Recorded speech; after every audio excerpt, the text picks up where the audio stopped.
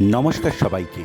আজ পূর্ব মেদিনীপুরের আরেকটি ভীম মেলা আপনাদের দেখানোর জন্য বেরিয়ে পড়লাম বাড়ি থেকে।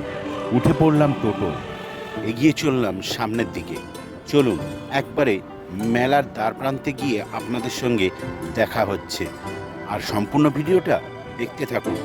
ভালো লাগলে লাইক, সাবস্ক্রাইব এবং শেয়ার অবশ্যই চাই।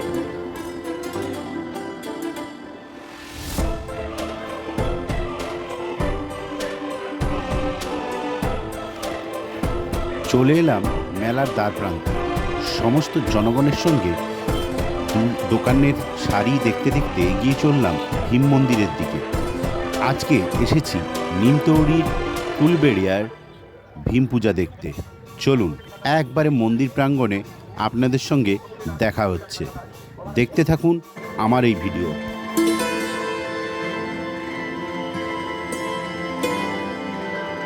চলে এলাম একদম মন্দিরের সামনে। দেখতে পাচ্ছেন কত সুন্দর এলইডি আলো দিয়ে মন্দিরটাকে সাজিয়েছে। মন্দিরে নানা রকম বিগ্রহের ছবি দিয়ে সাজানো আছে। রাধাকৃষ্ণ, মা সরস্বতী, মা গঙ্গা, উপরের নারায়ণ, সবার ছবি দিয়ে মন্দিরটাকে সাজানো হয়েছে। চলুন এবারে একবারে ভীম ঠাকুরের মন্দিরটাকে ধীরে ধীরে আপনাদের সামনে এক্সপ্লোর করি এবং ভীম ঠাকুরকে আপনাদের সামনে তুলে ধরি। সম্পূর্ণ ভিডিওটা দেখতে থাকুন।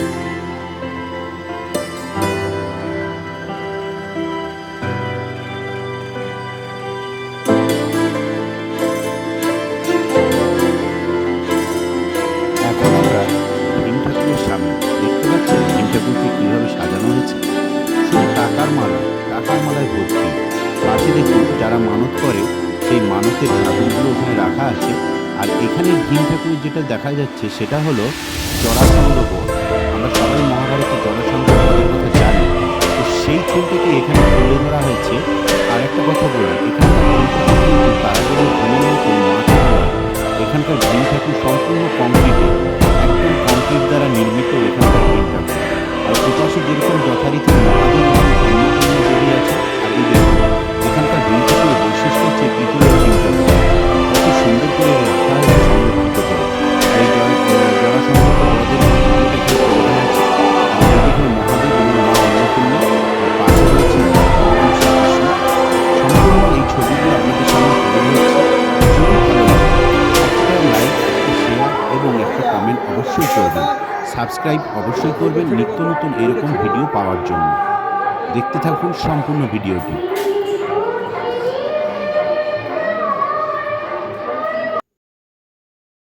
ভীম ঠাকুর দেখার পরে চলে এলাম বারোয়ারি দেখতে। এখানকার পুজোর এটাই হলো বৈশিষ্ট্য।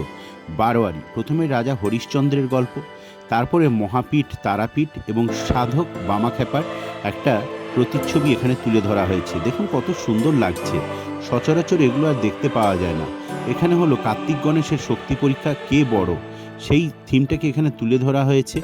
ক্রমশ আমরা একের পর এক এগিয়ে যাচ্ছি পর যে সমস্ত বারোয়ারিগুলো হয়েছে সেগুলো দেখার জন্য।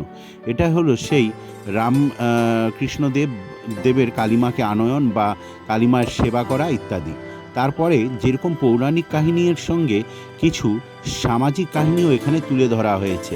দেখুন কত সুন্দরভাবে সামাজিক কাহিনীগুলোকে এখানে তুলে ধরা হয়েছে, যাতে এই যে মদের ঠেক, সর্বনাশা ঠেক, জুয়ার ঠেক, সেখান থেকে কিভাবে নিজেদের সংসারকে বরবাদ করে দেওয়ার হাত থেকে রক্ষা করতে প্রমীলা বাহিনী মাঠে নেমেছে, সেইগুলো এখানে তুলে ধরা হয়েছে। দেখুন পরস্পর একটার পর একটা কত সুন্দর সুন্দর থিমের এখানে বারোয়ারিগুলোকে সাজিয়ে রাখা হয়েছে।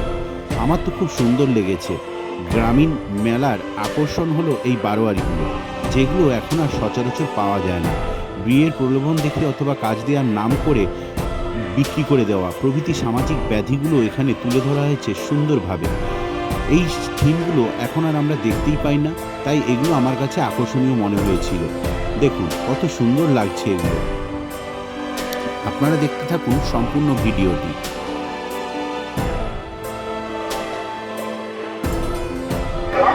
এরপর দেখতে পাচ্ছেন একটা সুন্দর, যদিও ক্যামেরায় ধরা যাচ্ছে না এলইডি আলোর ফোকাসের জন্য, এখানে এই সুযোগে মহাভারতের একটা সিঁড়ি তুলে ধরা হয়েছে সেই পুতুল নাচের মাধ্যমে। যে পুতুল নাচ বাংলার প্রাচীন শিল্পর মধ্যে একটি, সেটা প্রায় আজ বিলুপ্ত। দেখুন, মহাভারতের সঙ্গে সঙ্গে এখানে কিন্তু দেবতা দানবের যে হচ্ছে সকলকে আমার অমৃত প্রণাম। মন্থন, সেই থিমটাকেও এখানে তুলে ধরা সকলের হয়েছে। মঙ্গলে কত এই সুন্দর দেখুন জগৎ তো। অমৃতময় করে তুলতে কিছু মেলার খণ্ডচিত্র আপনাদের সামনে তুলে ধরছি, আপনারা সেই খণ্ডচিত্রগুলো দেখতে থাকুন।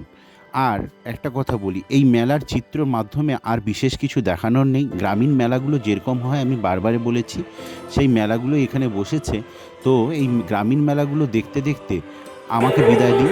আবার আপনাদের সঙ্গে অন্য কোনো ভিডিওতে দেখা হবে, অন্য কোনোভাবে। আমার এই ভিডিও ভালো লাগলে শেয়ার করুন নিজের বন্ধুদের মধ্যে। আর হ্যাঁ, আপনাদের মূল্যবান সময় নষ্ট করে আমার এই ভিডিওটা দেখার জন্য আপনাদের জানাই আমি অসংখ্য ধন্যবাদ। দয়া করে আমার এই চ্যানেলটা সাবস্ক্রাইব করবেন, নতুন হলে চ্যানেলটা সাবস্ক্রাইব করবেন এবং পুরনোদের মধ্যে ছড়িয়ে দেবেন।